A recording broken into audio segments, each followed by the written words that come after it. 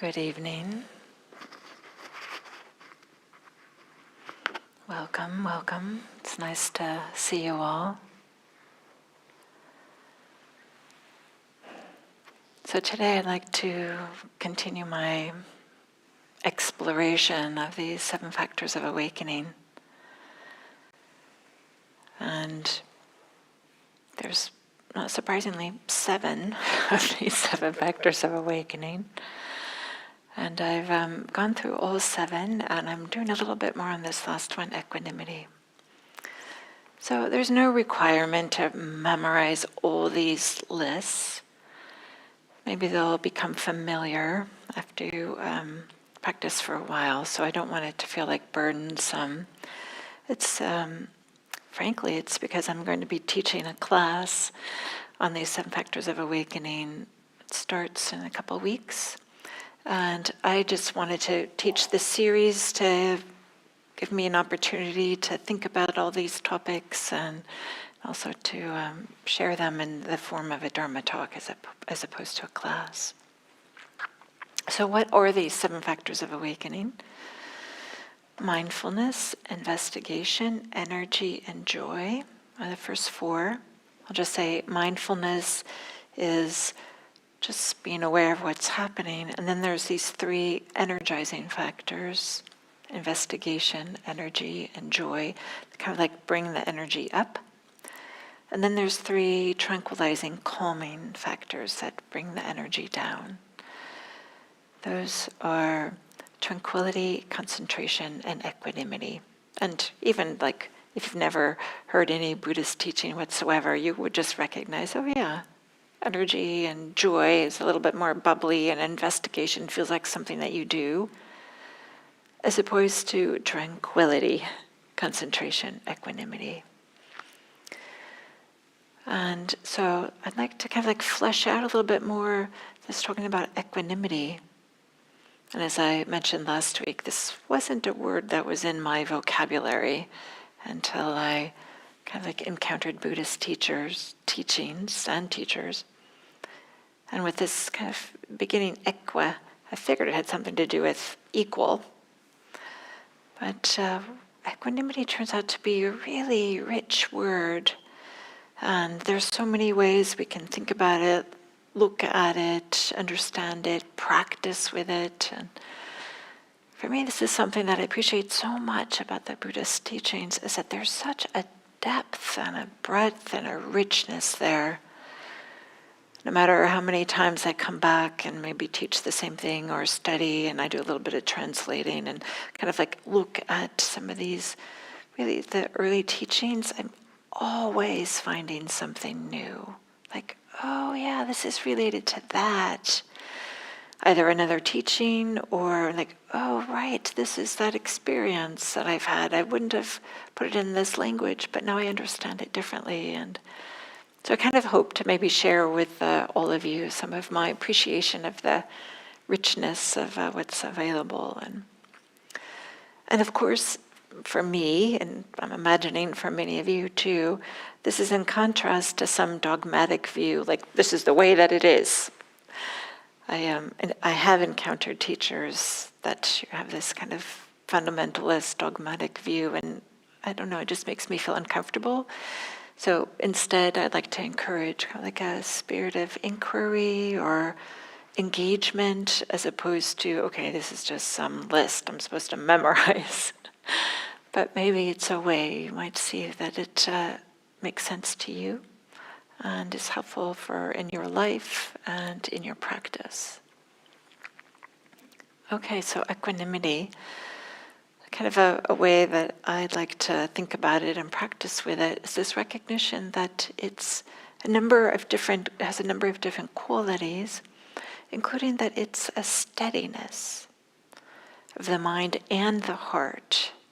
When it's steadiness, when I was young, there was I maybe watched a little bit too much TV, and there was this commercial that was still in my mind. It's quite something, right, how some of these commercials, decades later are still in my mind. And there was this toy that was called Weebles. Some of you are nodding your head, right? And do you know what the little like jingle was? Like weebles wobble, but they don't fall down. So that's for me a little bit of equanimity. Like this idea that we might, get a little bit off balance, but then we like, can come back to center. And maybe we get a little bit way off balance, or maybe it's just a little bit, but weebles wobble, but they don't fall down.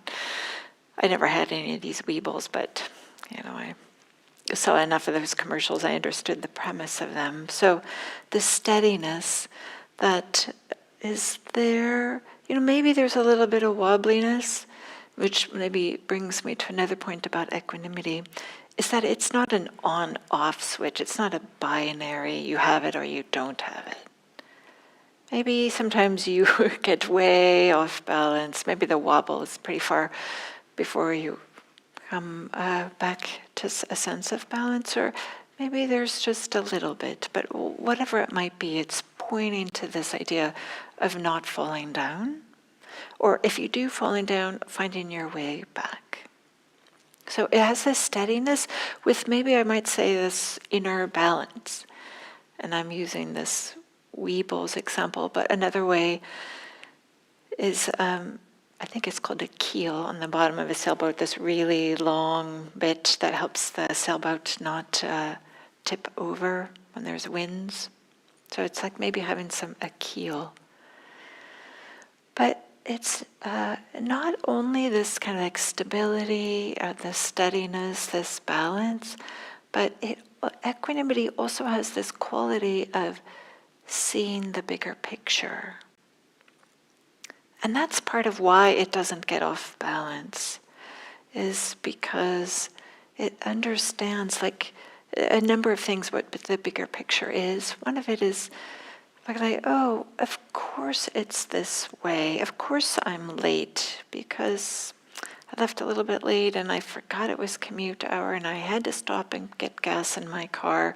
And so instead of this frantic, like, oh, I'm going to be late and what are people going to say? And I said I wasn't going to be late anymore, or whatever it might be, instead of recognizing, like, of course it's this way because there was all these conditions in place to make it that way.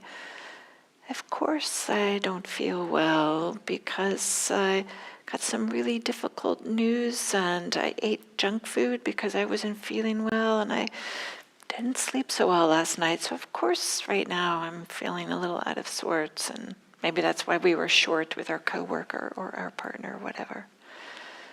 So being able to have this sense of the things are the way that they are because there were conditions that they are there to support it. And maybe this goes without saying, but maybe it's helpful for me to just make it more explicit that having this stability, this balance, makes life easier to navigate because maybe we have to do less navigating. If we have this ability or to not be thrown off balance so much that we feel like we can't ever come back to some sort of center. And to be clear, when I'm saying center, I'm not saying that we're like rock solid, right? I don't know if anybody's life is like that, they're completely rock solid. But it's opposed to this, just going back and forth within getting blown all over the place. So it makes life easier to navigate because what would it be like if we didn't have to avoid awkward situations? What if we had the confidence to okay, this is gonna be uncomfortable. I need to set boundaries with this person and tell them it's not okay that they're doing that, or I need to apologize for a mistake that I made, or I need to finish that project even though it's not quite perfect and I really want it to be perfect, but I just need to finish it. What would it be like if we could do these things, recognize the uncomfortableness and do it anyway? Our lives just would unfold better if we didn't feel like we had to avoid all the uncomfortablenesses that arise, Or if when something wonderful or nice or that something wished for arises, if we didn't feel like, oh my gosh, I have to hold on as tightly as I can because I might never get this again and I got to squeeze every last bit of goodness out of this experience. Like, wouldn't it be different if we felt like we could just kind of like drink it up and appreciate it, have gratitude, allow ourselves to feel nourished by it, without this feeling of just holding on for everything we got or something like this, everything we have with all we got. So it just helps life easier to navigate. And as I'm speaking about this, it occurs to me that it goes along also with this idea of confidence. So maybe it's not so much the idea that we can do whatever needs to be done, but maybe it's the idea that I can recover from the difficulty, or if it doesn't turn out great, somehow that's going to still be okay. Or sometimes we have this feeling like if anything's not okay, then we feel like, oh, I'm a failure. I should always make everything be okay. Nothing ever's going to turn out right. Right? We have that feeling, right? Sometimes it just feels overwhelming and we collapse into it. So equanimity is this idea that it makes our life easier to navigate. Not only that we can be with uncomfortable situations, but we don't have to hold on to things that are pleasurable, and it gives us the confidence to try new things or to be in new situations. So I want to speak a little bit just that I appreciate, again, Diana and her appreciation, but in the Buddha's teachings that the Buddha thousands of years ago, I like to think about this, thousands of years ago, like how many people have heard these teachings and they've been touched by, and that this is just part of the human condition, so much so that thousands of years ago they were talking about it. They were talking about what are the things that help us, make us, create the conditions in which we're not equanimous. What are the things that knock us off balance?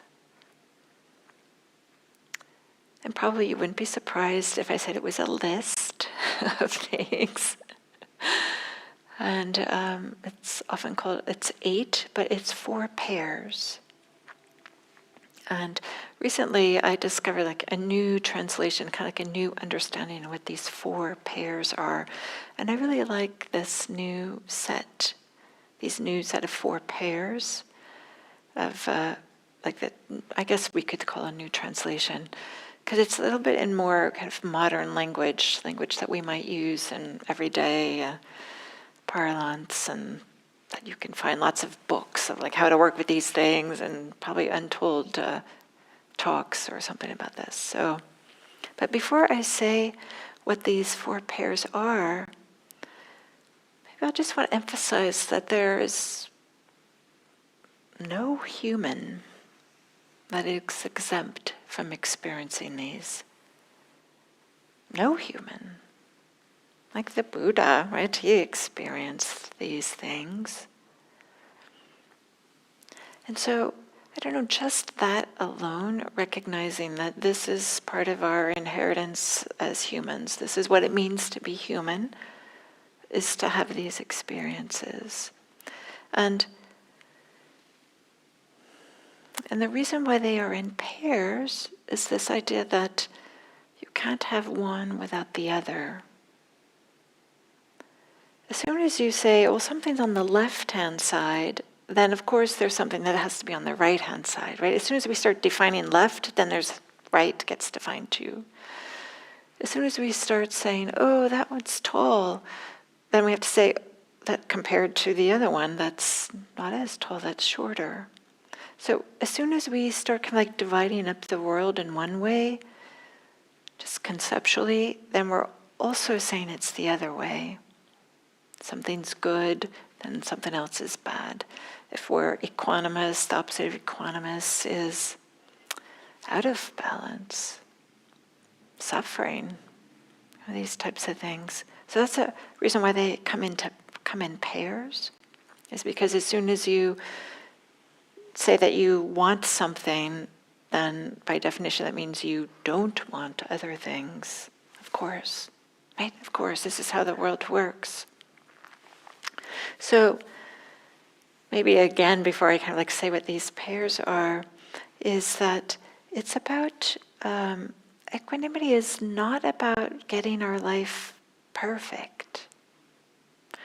It's not manufacturing, creating, engineering to have everything perfect exactly like we want it. And it's not uncommon to have this secret wish, like, okay, well, as soon as, this happens, and then that happens, and then that happens, okay, then everything will be fine. Right? Here we all are. If that worked for you, you would not be here on a Monday night listening to our Dharma talk. Of course, we want everything to be perfect. Of course we do. We want all the ducks to be in a row. But it doesn't work out that way. And I kind of feel like it's spoiler alert, right? It's never going to be that way. So equanimity is about our relationship to what is. It's not about making things perfect so that we can be happy and feel balanced.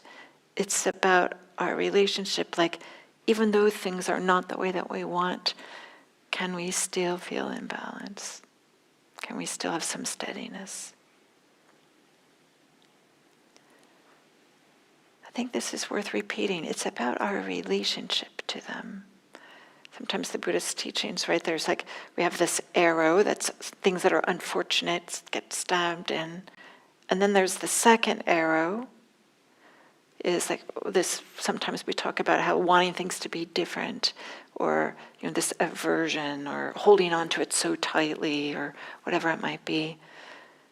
So it's about not having the second arrow. We can't avoid the first arrows. Okay, so what are these 8 things, these 4 pairs? First, success and failure. Everybody's going to have success and failure. Nobody is immune from this. The next, status and disgrace.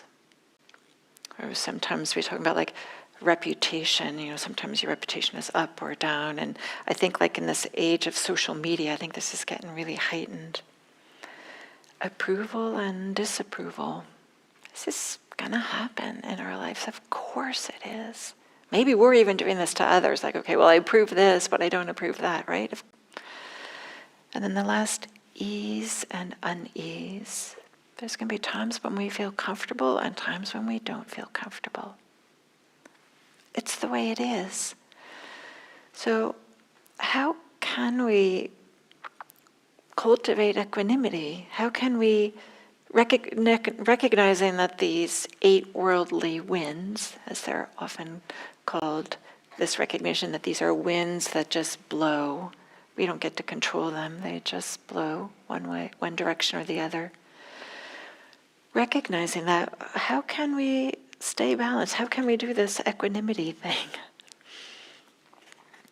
So one thing that I want to point out is I started by saying equanimity is at the part of the 7 factors of awakening, and it's the 7th one. It's at the end. Equanimity is in a number of other lists also. It's in the Brahma Viharas, these heart practices. It's also at the end of that list. It's in the paramis, these 10 paramis, these qualities that we can cultivate in daily life, not always on the cushion. There's a little bit of overlap with the 7 factors of awakening. Equanimity is the 10th one. It's in the last one there. Jhanas, these are like concentration states that for the first 4, which are the 4 main ones, equanimity is the predominant experience, or I'll say that experience in the last one, in the 4th one. after having gone through the earlier three. Progressive insight, this development, and a little bit later Buddhism of how awakening occurs before awakening is this step, equanimity. So it's always at the end of all these lists. And one way to understand that is because all these preceding factors are part of what's cultivating, creating the conditions in which equanimity might arise. Because it's tempting. Of course, okay, equanimity, this sounds like a good thing. I want some. What do I do? And we have this idea of, well, can I just take it out of all of its practices, or these Buddhist practices, and just do this equanimity thing? I don't have to worry about all this other stuff that these Dharma teachers are talking about. And I certainly tried this. I have a little story that I was going on a long retreat, and for those of you who have been on long retreats, you know this, that there's this question, well, how does laundry work when you're on a long retreat, right? You know, if you're there for months, right, you don't have months of clean clothes, right? So, like, how does this work? And when there are 100 people in the meditation hall, there's 100 people's laundry that has to get done. So it's a big ordeal. And it's a little bit different now, but how they used to do this years ago is that there would be like the laundry day for half of the people. So like say for maybe 50 people, and you could do laundry for a week's worth. 50 people doing a week's worth of laundry. This is a lot of laundry, right?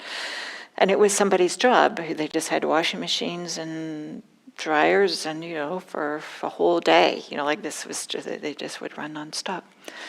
But how to get your own laundry back, right? It's one thing to put things in, but of course you want your clothes back because, well, everybody's wearing gray sweatpants and white t-shirts, right? So how do you find yours back? So laundry tags. So they would have some ribbon, an indelible marker, and you could write your name on this ribbon, and then you would safety pin this piece of ribbon onto every single piece of your clothing. Then you'd bring it to the place, there'd be laundry, and then there'd be this huge pile of laundry, and you would just go through everything and find your pieces. Not the best system. It's as bad as it sounds. So I had this idea after learning this is how it is, like, okay, I'm going to make my own personalized little laundry tags. I'm going to turn this into a whole little art project for myself. And I wanted to have equanimity. I'd heard about this, and I thought, okay, I'm just going to do this equanimity thing on this long retreat. So I made it much more complicated than it needed to be, but it was a little art project for myself. But I made all these little tags that said upekkha, which is the Pali word for equanimity. And while I was making all these, I was thinking like upekkha, upekkha, upekkha. And then when I was on retreat, I'm safety pinning all these little upekkha, upekkha, upekkha on all my clothes, thinking like, okay, this is all I have to do. Just say this word over and over again, and I'm going to get equanimity. It didn't work. I didn't have equanimity. I wanted it so badly. I thought like, okay, if I just like say this word, think about it enough, or do it over and over again, somehow it would arise, but it didn't. And it wasn't until later, on another retreat, that I discovered something really important. And this gets back to the equanimity being the last on all these lists. Well, what's second to last on all these lists? Like, what's preceding it? So, if in the list of the paramis, loving kindness is before equanimity. The list of the Brahma Viharas, these art practices, sympathetic joy is before equanimity. In the 7 factors of awakening, concentration is before equanimity. In the jhanas, happiness is before equanimity. So there's this quality of kind of like this, maybe we could say warm-heartedness, or this type of well-being, loving kindness, sympathetic joy, that's being happy when other people are happy, being happy for their good fortune.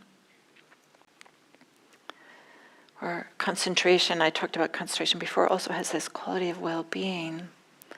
So equanimity, when we think about it, makes perfect sense. Of course, it arises out of a certain amount of well-being. When we have a little bit of settledness, or this feeling like we have enough love, we have enough something inside of us, we feel filled up in some kind of way, then of course we're not going to get so knocked off balance. So one of the key ways to develop equanimity is to develop well-being. One of the ways to develop well-being is some warm-heartedness, some loving kindness.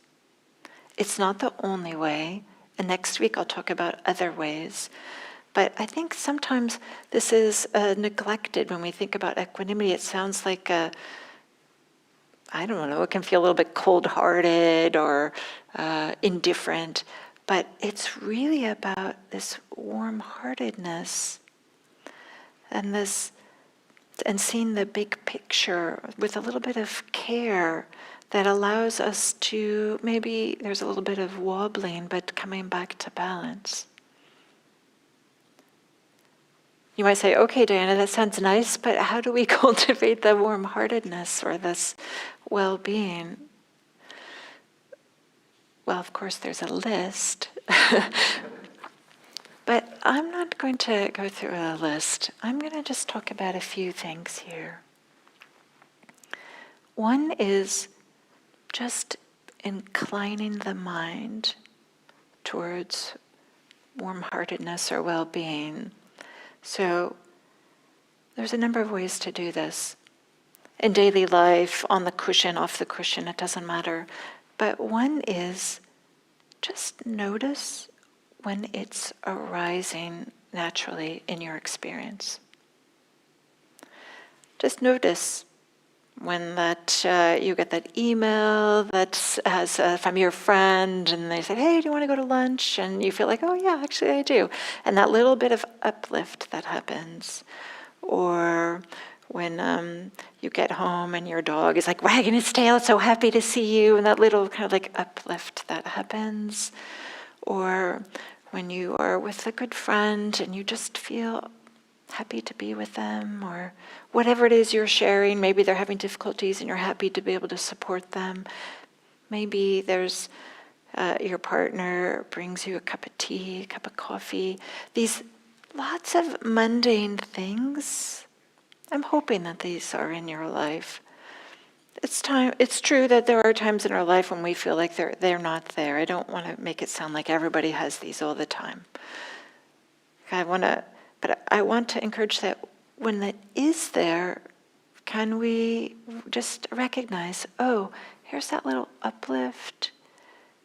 And if it has some warm-heartedness, I'm using warm-hearted as this really vague word that maybe you can find your way with. Some people might say metta or goodwill or benevolence or something like this. So just notice when it just naturally arises. When you're feeling the opposite of loving kindness, maybe just notice, irritation with somebody. Maybe just notice, what's in the way here? Why am I feeling cold-hearted here? Maybe cold-hearted is too strong an expression, but.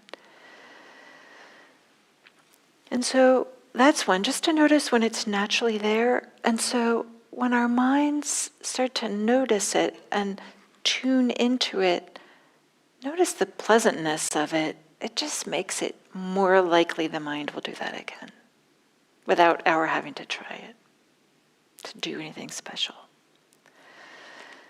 And then this is something that should I say, that I appreciate again with some of the Buddhist teachings is that we don't have to wait until the conditions are just perfect to have this sense of kindness, this sense of goodwill towards others, towards ourselves. We don't have to wait for that. We can cultivate it. And one of the conventional ways is with loving kindness practice. There's a few ways we can do that in a meditative setting. Perhaps many of you are familiar with this practice.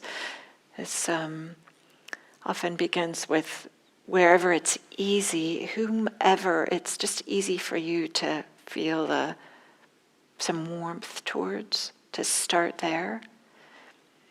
I teach loving kindness on Tuesdays and Thursdays online, and Nikki Mirkafori teaches it Monday, Wednesday, Friday. So if you're interested, 5 days a week, we have loving kindness practice online. And I always say start where it's easy. There's no reason not to start where it's easy. And then to feel a connection with this lovable being. And it can be helpful to say phrases. May you be safe. May you be happy. May you be healthy. May you live with ease. And I can tell you from doing this practice over and over again, it is transformative. And people that have been coming to this, what we call it happy hour, number of people are just saying, this has changed my life in such a way I never expected. I just keep on showing up at 6 p.m. and because it was nice, it was pleasant, but my life is turning out to be different. And so I just want to point out that it's so common that we come to mindfulness practice, we come to Buddhist practice thinking that, okay, we have to meditate, we have to get the mind quiet, we have to learn to sit still, or all these types of things, but we might underestimate how powerful it is to be cultivating loving kindness, especially towards ourselves. Especially towards ourselves. It turns out we're often subtly beating ourselves up very commonly when we're meditating and we notice that our mind is off the breath, we've lost in thought, and there's this little like, dang it, get it together, you're supposed to be meditating. And this thing that we come back and there's this little irritation.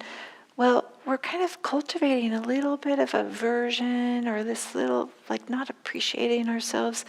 And that cumulative effect, it has an impact. So loving kindness practice is a way that kind of can soften that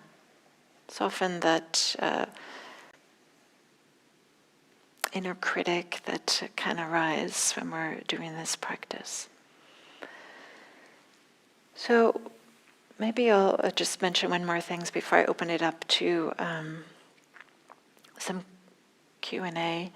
That something that we don't do here very much at IMC, we do very little of it, but is a practice that I think is really great and also can be really powerful, and some traditions really focus on this practice. And that is chanting, and chanting the Metta Sutta. So there's, some of you might be familiar with the sutta that it talks about like goodwill for others or something. It's very inspiring. And this can be a practice to chant it and or memorize it and chant it. And I memorized it by listening to it again and again and again. From the monks at Abhayagiri, I'll just mention this. They have a whole chant book that's, MP3 you can download and listen to again and again. So appreciating when it just arises naturally in your life, doing some intentional meditation practices. I mentioned one, there's some others. Or doing some chanting. There can be something in which, chanting opens up a different part of us. It's not for everybody, but for some people it's really meaningful and helpful. So loving kindness practice as a support for equanimity. Loving kindness as a way to kind of like soften the heart. Think about it, right?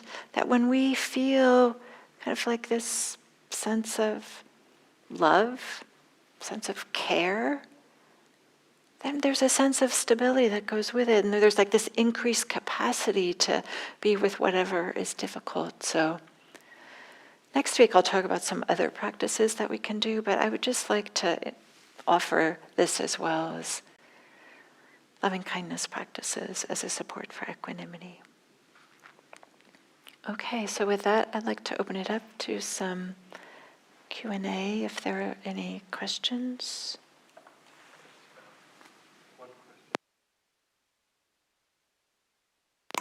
They're asking. Okay, so I guess our friends on YouTube have some questions. So yes, Sage, do you want to use the microphone? One of our friends from the internet is asking, would you give us the reference to download the Metasutta chant? So.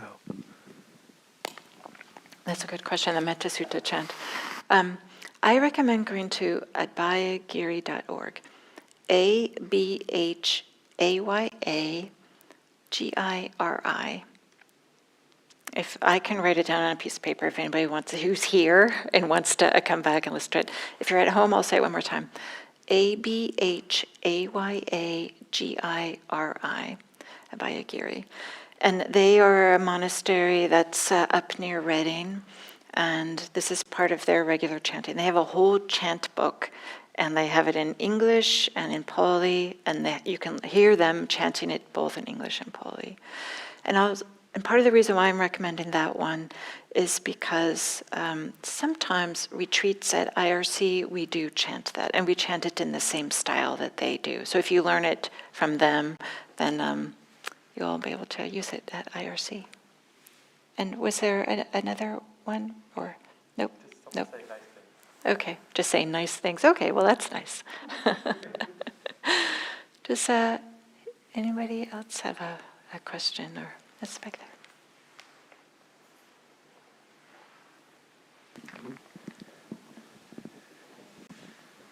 Good evening, Diana, everyone. Thank you, Diana. Yeah. I had a question regarding like equanimity and confidence. And I know it's not like, oh, I know I'm going to do this, right? Just that whole not grasping the whole thing. And how does one do that?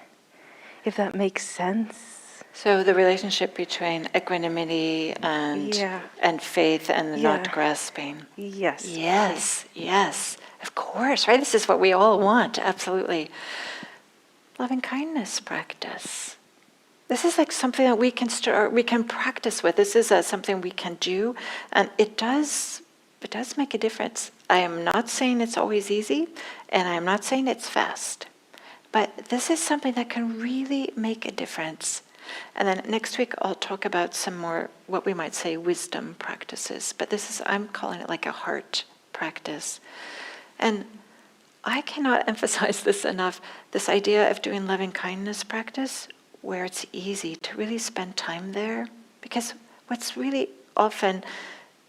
common is for people like, we'll do a little bit of loving kindness. May you be happy, may you be safe, may you be healthy, may you live at ease. And then they want to do it to the person that bothers them the most. Of course they do. And it doesn't work so well. I'll just say, because, we can't just switch like this. Here's the best way it works, is to do loving kindness where it's easy. Cats, dogs, babies, even imaginary beings, and allow oneself to be filled up and just keep practicing. This could be 1 day, 1 month, 1 year. I know some people have done this years. And then what starts to happen is the loving kindness just starts to kind of like overflow naturally.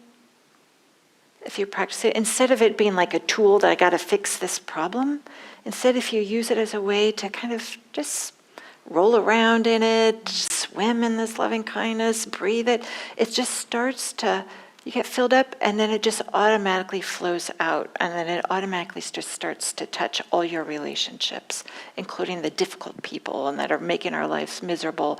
And then that just starts to kind of shift that relationship. Is that helpful? Very much so. Thank you. Thank You're you. welcome. You're welcome.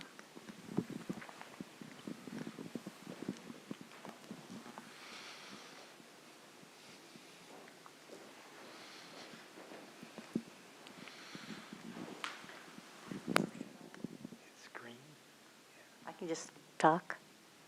I don't have a question, but I just wanted to say I love chanting, and I have downloaded the Loving Kindness Metta Sutra on my phone, and it's 3 minutes long, and sometimes I'll use it to fall asleep by. And then I also, when I go hiking over at Edgewood Park on the bench, I'll play it and sing it at the same time. Nice. Oh, I love that. I love Edgewood too, so that's fantastic. Fantastic. Yeah, and I'll say that learning it and chanting it really helps with concentration and kind of like calming and like collecting the heart and the mind too, in a way that can be really supportive. Thank you for sharing that. It's very nice. We have time for another comment or question?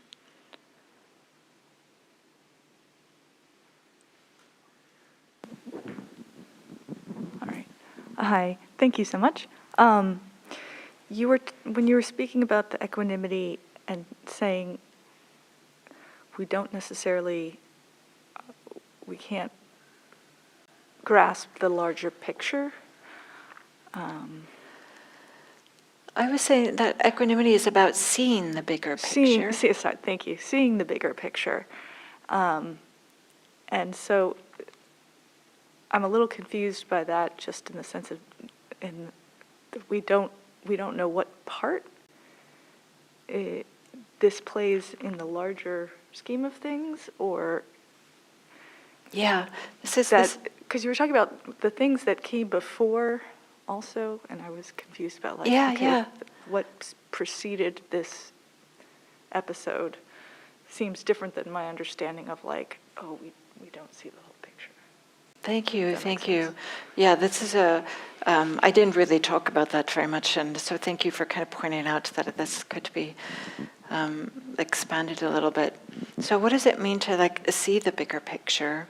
And I talked a little bit about like saying what's preceded it, but also another way to think about it, and this might be related a little bit to loving kindness or these types of things, is that when we're having a difficulty or something that we really like, and we're completely enamored with, there's a way in which our kind of like awareness, or our, I'll just use that word awareness, just kind of collapses around it. And that's all we can see. Like, when there's a pain in the knee, it just feels like that's the only thing, just the pain in the knee. So another way to understand seeing the bigger picture is to recognize, yes, maybe there's that pain in the knee, but there's also this neutral sensation of pressure against the body of what I'm sitting on, and there's this kind of neutral sensation of sounds or seeing light, or so seeing the bigger picture sometimes is just seeing that there's other things happening at the same time, not in addition to seeing what was preceded it. So there's like a number of different ways we could understand this idea of the bigger picture. Is that helpful? Yes. Okay, so it's 9:00, and it's a pleasure to practice with you all, and may you find some balance, some steadiness, some equanimity, and or a little bit of this loving kindness thing that I've been pointing to, and the rest of your evening today or tonight and always. So thank you.